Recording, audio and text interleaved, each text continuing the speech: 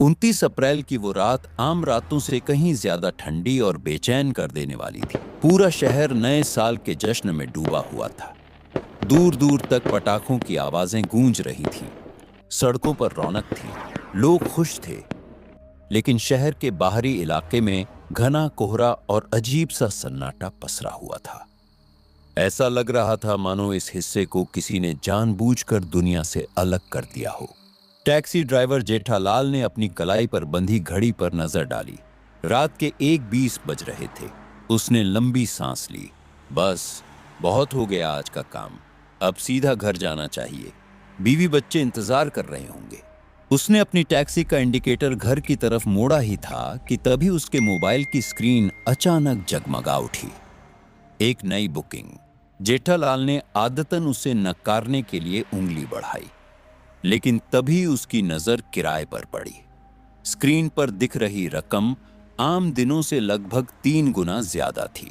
उसका हाथ हवा में ही रुक गया। एक तरफ घर, परिवार, त्योहार की रात, दूसरी तरफ इतनी बड़ी रकम, नए साल की अच्छी शुरुआत। उसने खुद से कहा, बस ये आखिरी सवारी, फिर सीधा घर। और उसने एक्सेप्ट पर टैप कर दिया। लोकेशन थी शहर के किनारे बना एक पुराना लोहे का पुल, जो अब लगभग इस्तेमाल से बाहर था। उस जगह का नाम सुनते ही जेठालाल को हल्की बेचैनी हुई। वो इलाका दिन में भी सूना रहता था और आज की रात तो जैसे वहां कोई जाता ही नहीं। फिर भी वो चल पड़ा। जैसे जैसे उसकी टैक्सी उस पुल के करीब पहुंची, कोहरा और घना होता गया। हेडलाइट की रोशनी भी मुश्किल से कुछ फीट आगे तक जा पा रही थी। चारों तरफ सफेद धुंध और बीच बीच में लोहे की चरमराहट जैसी हल्की आवाजें। पुल के बीचों बीच एक टिमटिमाती स्ट्रीट लाइट के नीचे उसे एक आकृति दिखाई दी। एक लड़की। जेठालाल ने गाड़ी धीमी की। वो लड़की रेलिंग के बिल्कुल पास खड़ी थी। उसके पास एक बड़ा सा काले रंग का सूटकेस रखा था। वो एकदम स्थिर खड़ी थी, जैसे काफी देर से वहीं इंतजार कर रही हो। इतनी रात, इतनी सुनसान जगह और इतना बड़ा बैग। जेठालाल के मन में सवाल उठे, लेकिन उसने उन्हें दबा दिया। उसने गाड़ी रोकी और शीशा नीचे किया। मैडम, टैक्सी आपने बुक की थी? लड़की जैसे चौंक गई। उसने धीरे धीरे सिर हिलाया और कांपते हाथों से बैग की तरफ इशारा किया। जेठालाल गाड़ी से उतरा और डिक्की खोल दी। लड़की ने बैग उठाने की कोशिश की, लेकिन वो जरा भी नहीं हिला। ऐसा लग रहा था जैसे उसमें कपड़े नहीं, कोई बहुत भारी चीज भरी हो। लड़की की सांसें तेज हो गईं। रहने दीजिए मैडम, मैं रख देता हूं, जेठालाल ने कहा। जैसे ही उसने बैग का हैंडल पकड़ा, उसे एक अजीब सा एहसास हुआ। बैग असामान्य रूप से भारी था। उसने पूरी ताकत लगाकर उसे उठाया। मैडम, इसमें क्या है?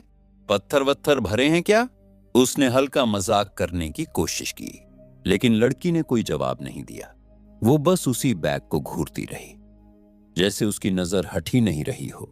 जेठालाल ने किसी तरह बैग को डिक्की में धकेला और जोर से बंद कर दिया।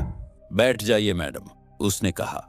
लड़की पीछे वाली सीट पर बैठ गई और धीरे से दरवाजा बंद कर लिया। जेठालाल ड्राइविंग सीट पर बैठा और गाड़ी आगे बढ़ा दी। उसने रियर व्यू मिरर में देखा। लड़की अभी भी पीछे मुड़कर डिक्की की तरफ देख रही थी, जैसे उसे डर हो कि वो बैग कहीं गायब ना हो जाए। गाड़ी सन्नाटे को चीरती हुई शहर की तरफ बढ़ रही थी। बाहर हल्की बारिश शुरू हो चुकी थी, जिससे माहौल और भी भारी लगने लगा। टैक्सी के अंदर अजीब सी खामोशी थी। कुछ देर बाद जेठालाल ने हिम्मत जुटाई। मैडम, इतनी रात को कहां से आ रही हैं आप? सब ठीक तो है? लड़की ने खिड़की के बाहर देखते हुए जवाब दिया। एक पुराने दोस्त से मिलने गई थी, या यूं कहो हिसाब बराबर करने। जेठालाल थोड़ा चौंका। हिसाब मतलब? लड़की ने धीमे स्वर में कहा। मैं एक लड़के से बहुत प्यार करती थी। उसने मुझसे वादे किए थे, नई जिंदगी के, साथ रहने के। जेठालाल ने कहा। फिर? लड़की ने गहरी सांस ली। पिछले साल इसी तारीख को उसने मुझे इसी पुल पर बुलाया था। जेठालाल ध्यान से सुन रहा था। वह अपने कुछ दोस्तों के साथ था। उन्होंने काफी देर तक जश्न मनाया। हंसी मजाक, शोर। उसकी आवाज अब थोड़ी सख्त हो गई। फिर एक एक करके सब चले गए और वहां सिर्फ हम दोनों रह गए। टैक्सी के अंदर सन्नाटा और गहरा हो गया। उसने मेरे साथ जबरदस्ती करने की कोशिश की। जेठालाल के हाथ स्टीयरिंग पर कस गए। उस पल मुझे समझ आ गया कि वो मुझसे प्यार नहीं करता, उसे सिर्फ अपना फायदा चाहिए था। कुछ सेकंड की खामोशी। फिर आपने क्या किया? जेठालाल ने धीरे से पूछा। लड़की ने अपना चेहरा उसकी तरफ घुमाया। उसकी आंखें बेहद ठंडी थीं। मैंने उसे वहीं खत्म कर दिया। और वो हल्के से हंस दी। जेठालाल का गला सूख गया। क्या मतलब? लड़की थोड़ी आगे झुकी। तुम क्या सोच रहे थे कि मैं चुपचाप सब सह लूंगी? जेठालाल घबरा गया। उसके माथे पर पसीना आ गया। नहीं मैडम, मेरा वो मतलब नहीं था। अचानक लड़की जोर से हंस पड़ी। अरे तुम भी ना, मजाक था। जेठालाल ने राहत की सांस ली, लेकिन दिल की धड़कन अभी भी तेज थी। तभी सामने एक अपार्टमेंट का गेट दिखाई दिया। Green valley apartment.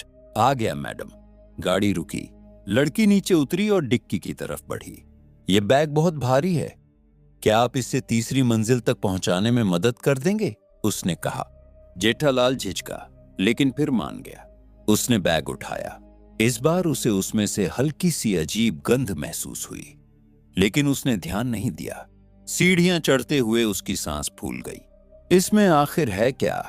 उसने धीरे से बुदबुदाया। लड़की ने उसकी तरफ देखा, लेकिन कुछ नहीं कहा। फिर बोली, एक मदद और। मेरा फोन बंद हो गया है, क्या मैं आपका फोन इस्तेमाल कर सकती हूँ?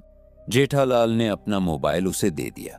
लड़की थोड़ी दूर गई, कुछ देर बात की और फोन वापस कर दिया।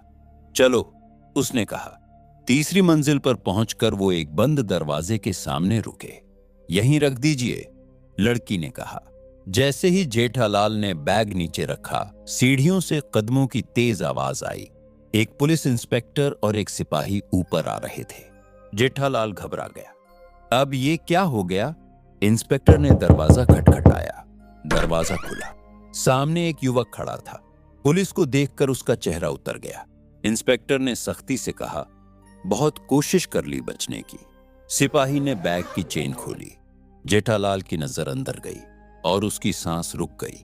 बैग के अंदर उसी लड़की का निर्जीव शरीर था जो अभी कुछ देर पहले उसकी टैक्सी में बैठी थी। उसके गले पर गहरे निशान थे। चेहरा फीका पड़ चुका था। जेठालाल ने तुरंत पीछे मुड़कर देखा। वहां कोई नहीं था। लड़की गायब हो चुकी थी। इंस्पेक्टर ने उस युवक को पकड़ते हुए कहा, अच्छा हुआ तुमने समय पर कॉल कर दी, नहीं तो ये भी गायब कर देता। जेठालाल हक्का बक्का रह गया। कॉल? मैंने तो कोई कॉल नहीं की। तभी उसे याद आया, फोन।